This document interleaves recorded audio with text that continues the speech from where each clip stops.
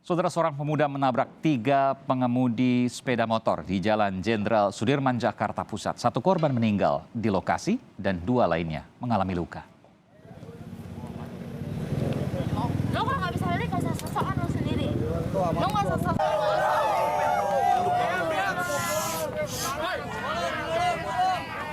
Pengemudi mobil yang menabrak korban tampak tidak sadar sesaat setelah kecelakaan terjadi.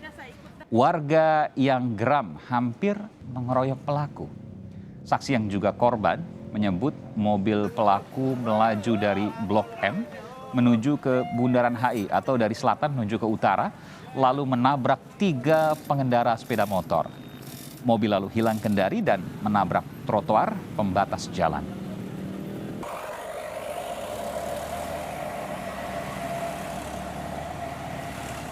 Saya nggak tahu posisinya, saya lagi dari habis lewatin jembatan ini nih.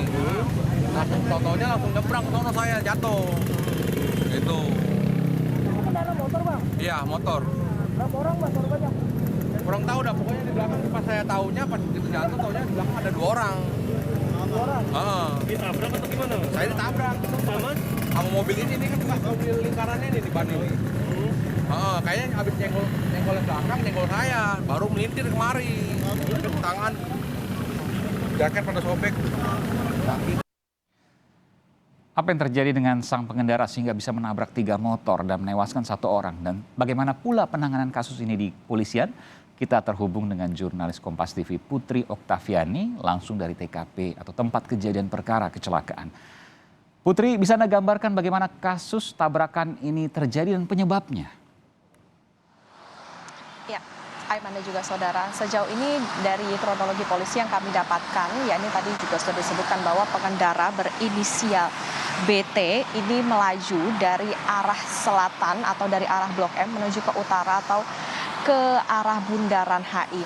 Kemudian sopir ini diketahui juga hilang kendali sampai akhirnya di dekat Geraha BNI menabrak begitu 3 motor atau 3 pengendara motor yang akhirnya ini menewaskan seorang pengemudi inisial MI usia 17 tahun dengan luka berat di kepala, kemudian juga pengendara lainnya yang mengalami luka-luka dan seluruh korban ini akhirnya dibawa ke Rumah Sakit Cipto Mangunkusumo, Jakarta.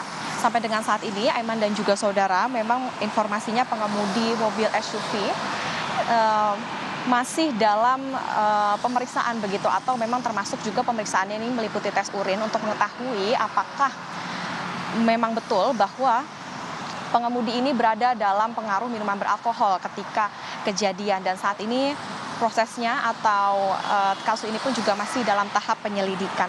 Dari informasi yang kami terima semalam atau ketika dini hari ketika kejadian sekitar pukul 1:15 waktu Indonesia Barat, dari keterangan saksi memang bahkan sopir ini sempat hampir diamuk massa begitu oleh mereka yang memang menapikan kendaraannya kemudian untuk melihat bagaimana kondisi dari kendaraan tersebut. Dugaan sementara yang beredar dari Kasubdit Gakum Ditlantas Polda Metro Jaya, yakni AKBP Argadija, maksud kami, mengatakan bahwa pengemudi ini diduga tidak berhati-hati dan tidak sadar, tidak konsentrasi sampai akhirnya terjadi kecelakaan tersebut, dan ia menabrak 3 motor yang berjalan searah dengan mobil tersebut yang berada di depan mobil tersebut. Semalam juga diketahui bahwa sejumlah rekan maupun juga keluarga dari pengemudi ini sempat datang untuk melihat bagaimana kondisi dari keluarga mereka. Kejadian ini, Aiman dan juga saudara, juga sempat viral di media sosial. Aiman? Putri, bagaimana kondisi 2 korban lainnya saat ini? 1 meninggal dunia, tadi sebutkan ada 3 korban. Bagaimana korban lainnya dan bagaimana pula polisi menangani pelaku saat ini? Ya, nah ini pula Aiman dan juga saudara yang memang tengah kami tunggu begitu update-nya, informasi terbarunya dari polisi terkait dengan bagaimana kondisi korban maupun juga bagaimana penanganan terhadap pelaku.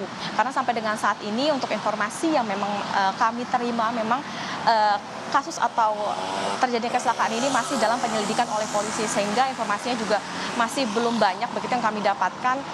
Baru pengemudi ini atau pengemudi inisial BT mengendarai SUV yang kemudian menabrak tiga pemotor ini tengah dalam pemeriksaan polisi untuk hasil pemeriksaan maupun juga termasuk juga hasil tes urinnya untuk membuktikan apakah pengendara tersebut berada dalam pengaruh minuman beralkohol atau tidak. Ini juga yang masih kami tunggu untuk nanti dirilis oleh pihak Polda Metro Jaya.